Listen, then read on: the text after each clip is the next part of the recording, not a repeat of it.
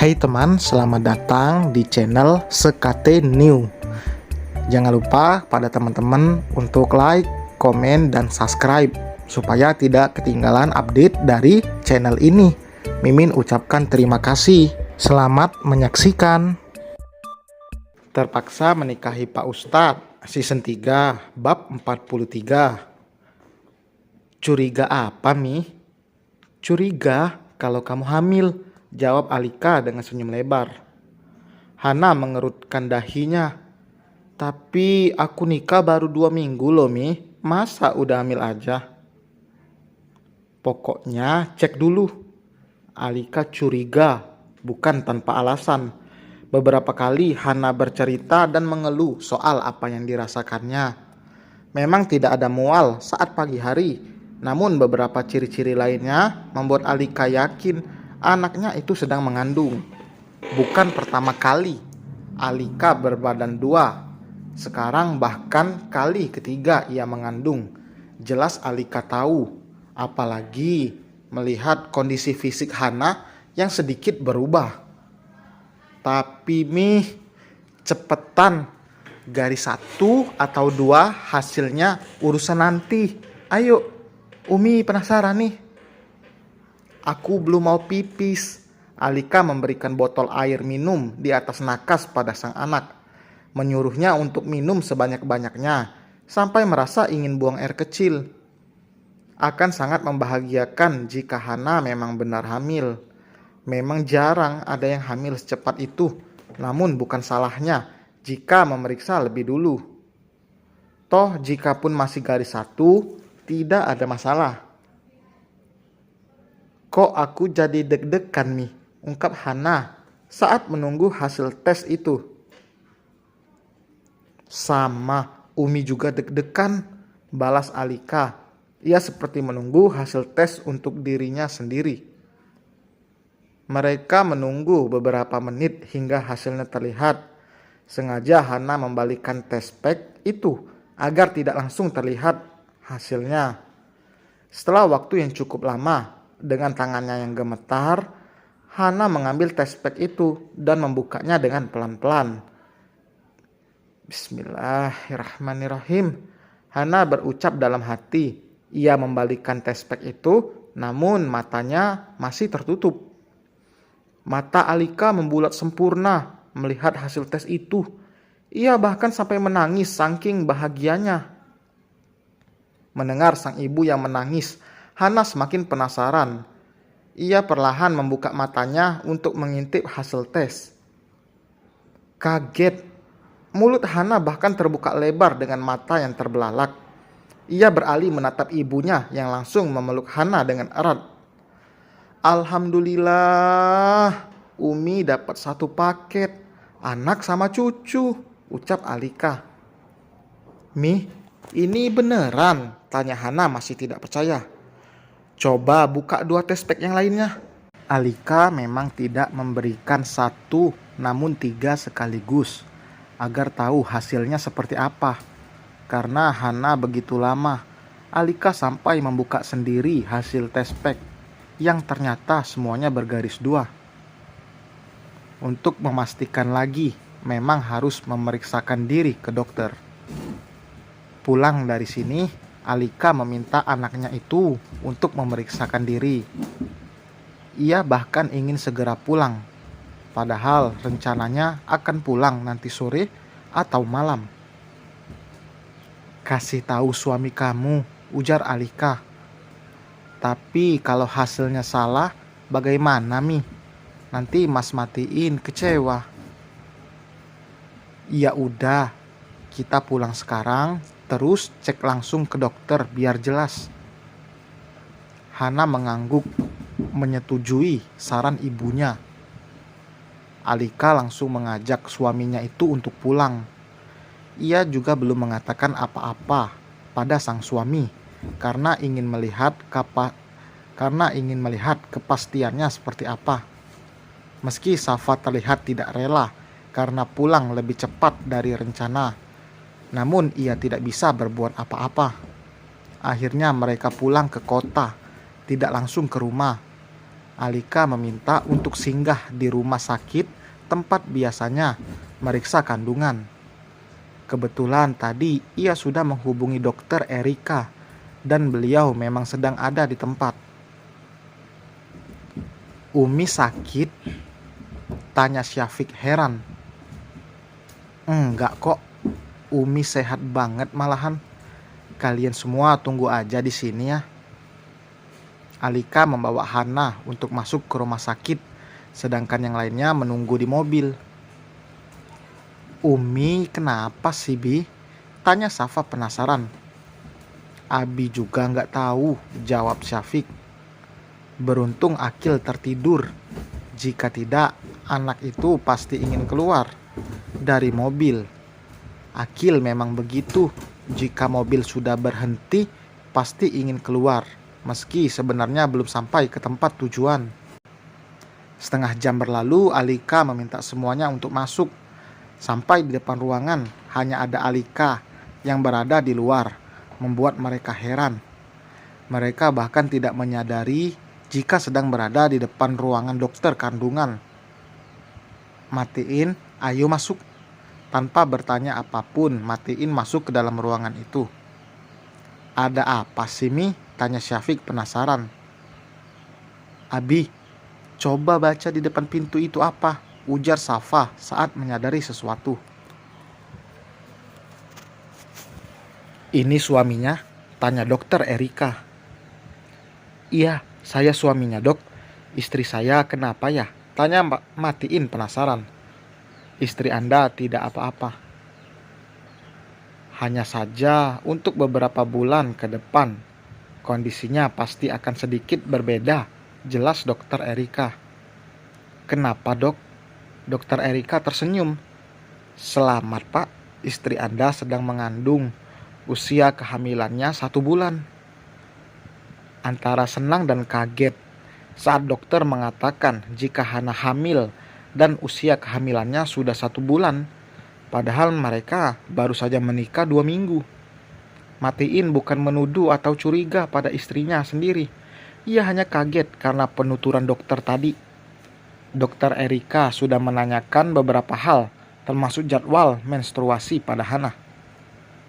Melihat ekspresi kaget Matiin seperti tadi yang diperlihatkan Hana, dokter Erika langsung menjelaskan semuanya agar tidak ada kesalahpahaman. Dokter menyampaikan hal tersebut bisa terjadi karena dokter menghitung usia janin dari hari pertama haid terakhir, bukan dari kapan nikah. Haid dianggap sebagai hari pertama usia kehamilan. "Jelas ya, Pak, Bu?" tanya dokter Erika. "Iya, Dok," mereka menjawab dengan serempak. Kebanyakan orang jika sudah mendengar hal seperti itu pasti tidak percaya. Sudah jelas akan menganggap jika Hana hamil di luar nikah. Padahal dalam hal medis ada penjelasannya. Namun orang-orang awam kadang tidak mau mendengarkan penjelasan medis dan merasa benar sendiri. Bukan sekali 2 kali, namun ada beberapa kali dokter Erika menangani dan mencoba menjelaskan pada suami dan juga keluarga pasiennya soal hal ini. Namun ada yang percaya, ada juga yang tidak. Dokter Erika juga sudah berpesan agar Hana menjaga kondisi tubuh dan juga asupan makanan di awal kehamilan. Apalagi ini adalah kehamilan pertamanya. "Saya masih bisa kuliah, Dok?" tanya Hana. "Tentu saja, tapi jangan sampai melakukan aktivitas yang membahayakan kehamilan. 1 bulan sekali harus memeriksakan kondisi kehamilan Anda untuk memastikan janinnya baik-baik saja." Matiin menggenggam tangan sang istri. Perasaan dalam dadanya membuncah karena begitu bahagianya. Ia akan menyandang status sebagai ayah, padahal ia baru saja menjadi seorang suami. Apapun yang diberikan oleh Allah Subhanahu wa Ta'ala, ia amat sangat bersyukur. Bahkan saking bahagianya, ia sampai menitikkan air mata. Keluar dari ruangan itu, Safa langsung memeluk adiknya itu dengan erat. "Gue bentar lagi punya ponakan," ujar Safa. "Kak, jangan kenceng-kenceng, Sesek tahu, protes Hana dengan wajah cemberut. Ih, Bu Bumil sensitif banget sih. Abi sama Umi punya cucu, saut Safa. Binar bahagia terlihat jelas di wajah Safa dan kedua orang tuanya. Sedangkan Akil yang tidak tahu apa-apa masih santai duduk sambil makan apel. Safik bergantian memeluk putri tercintanya, mencium puncak kepala Hana dengan sayang. Kalian diberikan amanah oleh Allah begitu cepat. Berarti Allah percaya kalian akan jadi orang tua meskipun masih muda. Hana tidak berhenti bersenyum karena Matiin terus mengelus perutnya dan sesekali mencium tempat anak mereka nanti tumbuh itu. Ini kado pernikahan buat kita ya, celetuk Hana. Matiin mengubah posisinya menjadi duduk dan menatap sang istri. Iya, Masya Allah, ini kado pernikahan yang sangat berharga. Mas masih gak percaya sayang? Aku juga sama mas. Kalau misalnya aku ngidam aneh-aneh, mas jangan marah-marah ya. Ujarnya dengan nada suara pelan. Buat apa marah coba? Mas malah senang kalau direpotin, jawab Matiin.